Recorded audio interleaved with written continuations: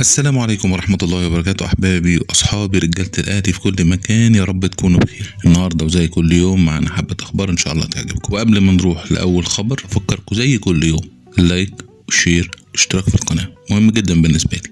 يلا بينا على أول خبر. نادي سانت ترويدن البلجيكي يوافق على بيع زين الدين بالعيد نهاية الموسم. ديانج سيعود إلى القاهرة للانضمام للأهلي فور نهاية الدوري السعودي. الأهلي يعطي مهلة 72 ساعة لرامي ربيعة للرد على عرض الأهلي الأخير. محمد شريف بدأ يدخل تفكير النادي الأهلي من جديد. يحيى عطية الله قد يعود للتدريبات مع الفريق الأول خلال الأسبوع المقبل. الأهلي يتجه لتجديد عقد معلول حتى يوم 13 يوليو من أجل الاشتراك في بطولة كأس العالم للأندية. للأسف انتهاء موسم محمد عبد الله بعد الإصابة بتمزق في العضلة الأمامية للفخذ واستبعاده من معسكر منتخب مصر للشباب. كابتن عماد النحاس منح لاعبي الأهلي راحة من تدريبات الأهلي أمس قبل مواجهة المصري. الفريقان يواصل تدريباته اليوم استعدادا لمواجهة المصري يوم الخميس القادم الساعة 8 مساء بتوقيت القاهرة على ملعب الجيش ببرج العرب. الأهلي يعلن عن أتوبيسات مجانية لنقل جماهير الأهلي لملعب برج العرب الخميس المقبل إن شاء الله. المفاوضات مستمرة بين الأهلي وكولر لكي يحصل كل طرف على حقوقه غير صحيح. أثير أن كولر تقدم بشكوى. لاعبنا أحمد سيد زيزو خاض مران الزمالك أمس المستبعدين من مباراة البنك الأهلي. المكتب التنفيذي في الكاف ينفي تغيير نظام دوري أبطال إفريقيا ويؤكد باستمرار الصعود وكما هو بصعود الأول والثاني. فيفا يخطر الزمالك بإيقاف القيد للمرة الثانية بسبب مستحقات البرتغالي باتشيكو التي تصل إلى 900 ألف يورو. رغم إعطاء الزمالك رخصة المشاركة الإفريقية إلا بعد سداد ديون باتشيكو وأبو طيب. مصدر من اتحاد الكرة في الأهلي من قيد صفقاته قبل كأس العالم للأندية مع أجازات العيد.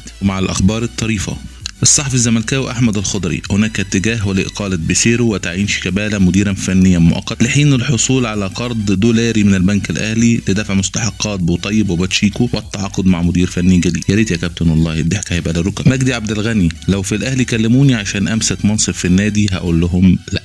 ما تخافش يا كابتن مش هيقولوا لك. الكأس بين الزمالك وبيراميدز على استاد القاهرة بدل الإمارات بسبب اتفاقية تسليم المجرمين. يا خسارة. أحمد حسام ميدو الحكام بتوقع الزمالك عشان الأهلي يكسب الدوري بسهولة. خد المركز الثاني بس يا كابتن الأول. صبحي عبد السلام الناقد الرياضي الزملكاوي الأهلي دائما بيسرق اللعيبة المتميزين من الأندية لأنه لا يستطيع صناعة لاعبين مثل الزمالك. يرحل من يرحل ويبقى الزمالك دائما وأبدا.